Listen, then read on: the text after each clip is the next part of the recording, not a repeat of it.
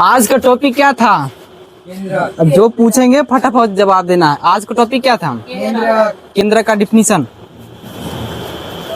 जो लिखा है केंद्र का डिफिनीशन। केंद्रक झिल्ली के अंदर हाँ पाए जाते हैं। हाँ, केंद्रक झिल्ली के अंदर। रे केंद्र केंद्रक केंद्रक केंद्रिका नहीं, केंद्रक। हाँ कोशिका अंग है। हाँ यह कोशिका की सभी जैविक क्रियाओं को नियंत्रित करता है तथा देखो केंद्रक है, सुनो केंद्रक, सुनो ये ध्यान से। रे केंद्रक कोशिका कोशिका के सबसे महत्वपूर्ण अंग है। क्या है? सबसे महत्वपूर्ण अंग है। इसमें मतलब इसमें जितना जैविक क्रियाएं होते हैं सब कहाँ होता है? केंद्रक में। केंद्रक को ही क्या कहा जाता है? कोशिका का नियंत्रण केंद्र। इसको इंग्लिश में क्या कहेंगे? कंट्रोल कंट्रोल कंट्रोल इंग्लिश में क्या कहेंगे? Control centre of cell. Control centre. इसको इंग्लिश में कंट्रोल सेंटर ऑफ सेल कहेंगे। और एक और नाम से जाना जाता है कोशिका का ब्रेन, जिसे इंग्लिश में कहेंगे सेल ऑफ ब्रेन। ठीक है। कोशिका का मतलब मुख्य कितने भाग है? 4 भाग है। कौन कौन है? केंद्रक झिल्ली, केंद्रिका। देखो पहले क्या है? केंद्रक झिल्ली, उसके बाद केंद्रक द्रव्य, और तीसरा है केंद्रिका, और क्या है?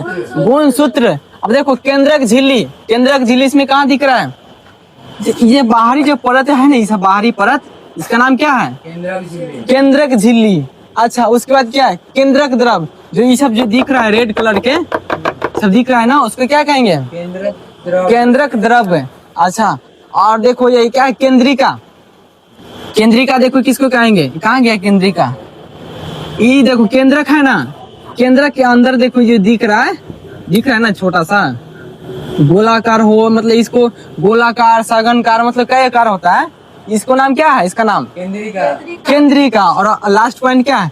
गुणसूत्र। देखो ये जो दिख रहा है धागे नुमा सब दिख रहा है ना, धागा की तरह दिख रहा है ना, इसका नाम क्या है? गुणसूत्र। गुणसूत्र है। ये गुणसूत्र का काम क्या है? गुणसूत्र का काम माता पिता के गुणों को क्या करता है? संतान तक पहुंचाने का काम करता है। जैसे में देखो माता पिता के जो गुण होता है ना, लक्षण होता है, वो केकरा में भेजता है? अपने संतान यानी अपने बच्चे में भेजता है। कौन भेजता है? माता पिता। गुणसूत्र भेजता है।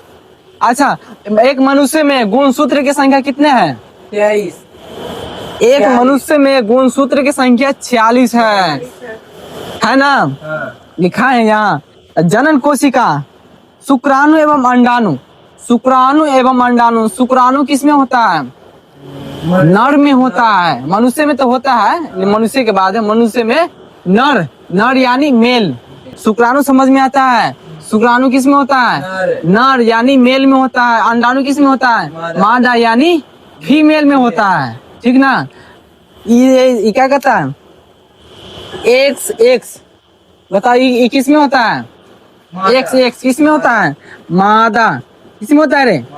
एक्स एक्स मादा यानी फीमेल। और एक्स वाई किस में होता है? नर यानी मेल में होता है ना? तब ना देखो यहाँ ध्यान से देखो, देखो ध्यान से, ये हम समझिए। यहाँ जो एक्स और एक्स है ना, और इधर एक्स और वाई है। ए ध्यान से देखो रे, ये माता है ना, और इधर कौन है? पिता। इधर क्या है? माता, और इधर पिता है। आप ध्यान से समझो रे।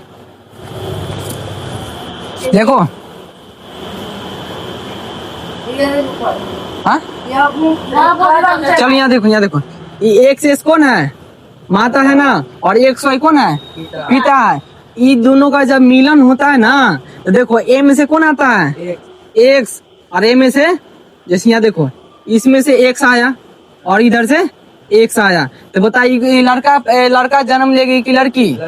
हाँ, देखो माता है, उधर पिता है। माता में एक्स एक्स होता है और पिता में एक्स वाई होता है ना। देखो इधर से एक्स आया, ठीक है, इधर से भी एक्स आया, आया ना। तो बताओ अभी दोनों एक ही बन गया, एक्स एक्स बन गया ना। बताओ अभी लड़का जन्म लेगी कि लड़की, लड़का जन्म लेगा कि लड़की?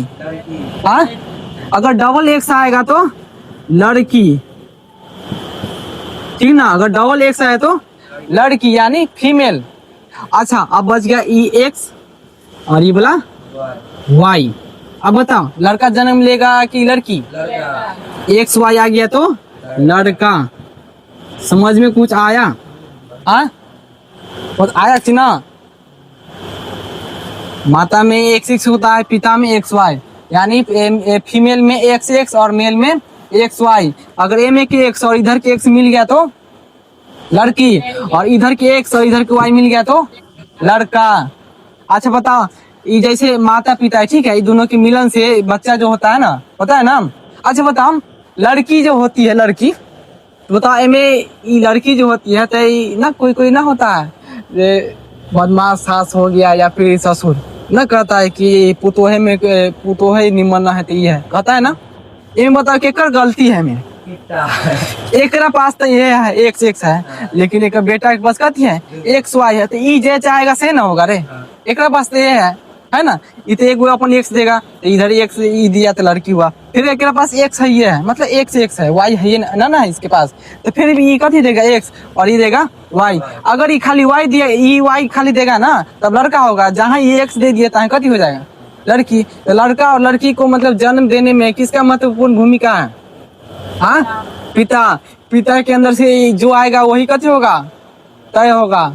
यही चलते जे पढ़ा लिखा न रहता है जेका घर में, वो कथी करता है अपन पुतोहे के मतलब बहुत बुरा भला कहता है ना होता है, कहता है कैसन कुला अच्छा है तो ये है वो है कहता है ना। तो पहले गलती किसका है, मतलब ये इसका मेन गलती किसके ऊपर जाता है? पिता के ऊपर जाता है। ये एकरा ना देखेगा कहेगा ना ये नहीं मना समझ में आया? इसके डिटेल से 10वां में है, इसका मतलब पूरा डिटेल से, ये तो खाली हम ऐसे बता दिए हैं, ये पूरा डिटेल से ये कैसे होता है नहीं होता है सब पूरा डिटेल से 10वां में पढ़ना है। समझ में आया? 9वां में बस सेल के बारे में पढ़ा देना है, इसके बारे में पूरा डिटेल से नहीं जाना है। सेल के बारे में पढ़ा देना है, सेल के बारे में पूरा बता दिए। अब ये सब के बारे में है, सब आएगा कथी में जनन। जनन है 10वां में है, चैप्टर का नाम है जनन। समझ में आया कुछ? हाँ जितना भी बताया कुछ समझ में आया?